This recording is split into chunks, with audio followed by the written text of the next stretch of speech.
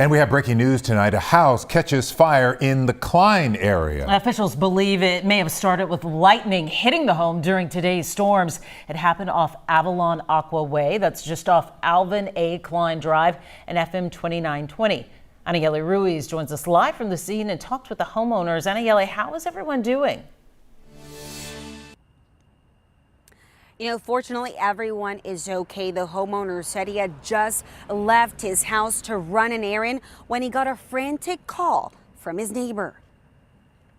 My next door neighbor, Bob and Gail, gave me a call and said that lightning had hit my roof and that the roof was on fire, and they was on the phone with 911 actually while they was talking to me. Oh my God! Neighbors across the street captured the aftermath as firefighters quickly work to stop the flames. We're able to contain the fire to the attic and preserve most of the first floor. But because the damage is so extensive, it's not safe for them to stay here. I guess first step is find some place to stay tonight, but just how do we begin to repair? It's our home. We raised our kids here. And although they've lost their forever home, the Westbrooks say they're counting their blessings tonight. I mean, my wife wasn't home. I had just left, and kids are grown and gone, so we're just thankful for that.